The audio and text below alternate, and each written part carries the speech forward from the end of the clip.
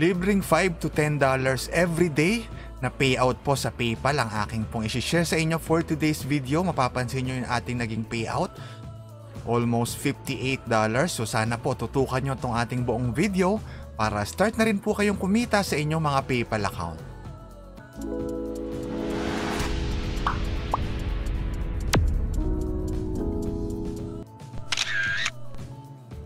Hello guys, kamusta po kayong lahat at welcome back po dito sa ating channel. For today's video, ito po ang ating i-feature, si Tierlu.com. So dito po, pwede tayong magbenta ng ating mga cryptocurrency like Litecoin or Bitcoin.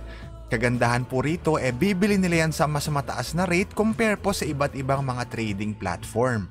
So eto nga po yung kanilang guide kung paano po ba siya nagwo-work. Una, i-compare daw po muna natin yung rate nila, compare po sa rate ng iba't ibang mga platform. At doon makikita natin kung gaano ba kalaki yung magiging profit natin. Tapos syempre, lagay lang daw po natin yung amount ng LTC or BTC na gusto nating ibenta. At syempre yung ating PayPal email. Para po magawa lahat yan, syempre kailangan meron tayong Binance account. Kasi dito, bibili po tayo ng USDT. So, pwedeng tatanungin nyo, paano kung wala akong USDT? Wala pong problema yan. Punta lang kayo dito sa P2P Trading.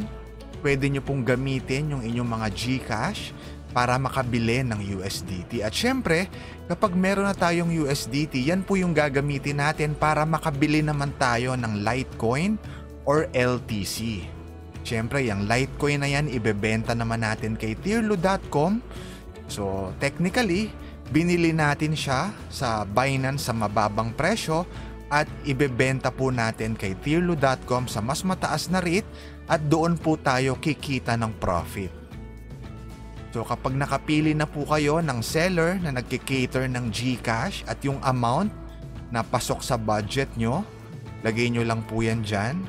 Tapos maaari na po kayo makabili ng USDT sa kanya gamit po yung GCash nyo.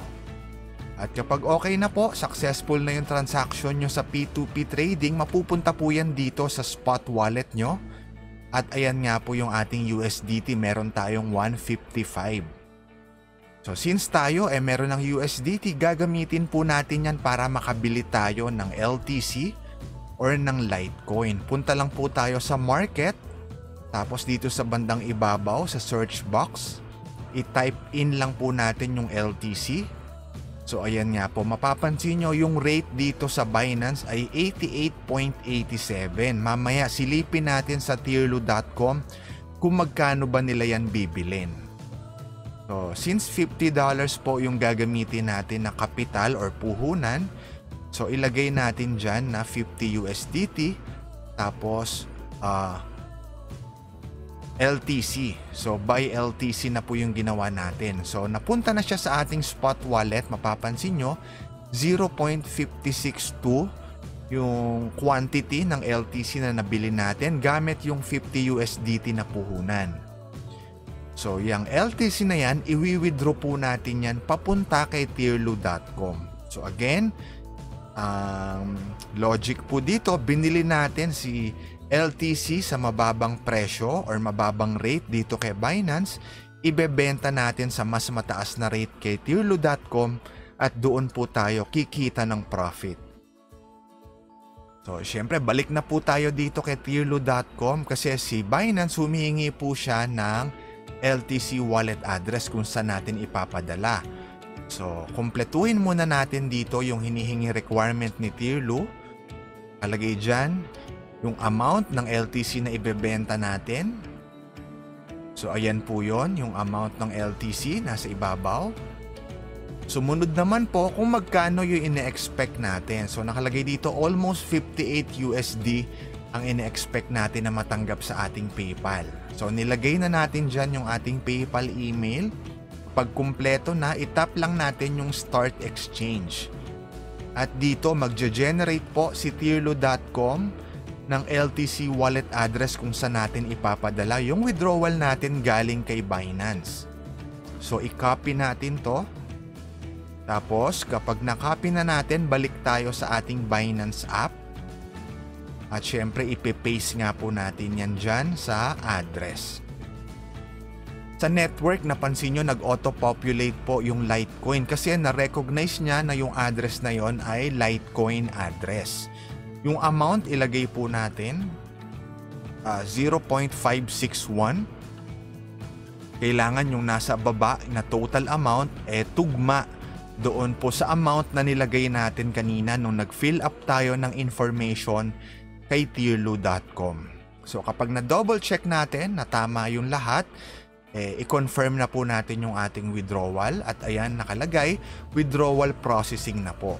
So once na successful na yung withdrawal natin, matatanggap po yan ni tierlu.com. At syempre, ipaprocess na niya yung payment naman natin. So, makakatanggap naman tayo ng payment. Ine-expect nga natin ay 58 USD sa ating PayPal account. So, pwede nyo pong i-double check or i-track kung kamusta na ba yung transaction nyo. Dito po sa payment ID, i-paste nyo lang sa check my transaction. Nakalagay nga po rito na awaiting confirmation. So, once makumpleto na ni Binance yung withdrawal, matatanggap yan ni Tierlu at ipaprocess niya nga po yung ating payment. So guys, sinasabi po na within 24 hours matatanggap natin yung payment sa ating PayPal account. So parang sa case natin, nasa 3 to 6 hours nakumpleto na po nila yan. Almost $58 yung natanggap natin. So imagine nyo, ang puhunan po natin or capital kanina ay 50 USDT. So, tumubo tayo ng almost $8 or nasa 500 pesos. Kapag i-check po natin sa Google, yung 50 USD, 2,770 pesos po yan. Ang natanggap natin ay 58 USD, so 3,200 pesos. So, almost 500 pesos na naging profit natin ng libre galing po dito kay tierlu.com. So, kung gusto nyo po siyang subukan, pwede kayong bumili ng USDT sa Binance gamit yung inyong GCash account. I-follow nyo lang po yung step-by-step guide natin. At yung beginner's guide na link ni tierlu.com nasa description po ng ating video sa baba. So guys, pag may questions pa po kayo, lagay nyo lang sa comment section. Maraming salamat po sa panonood at kita-kita po tayong muli sa next video.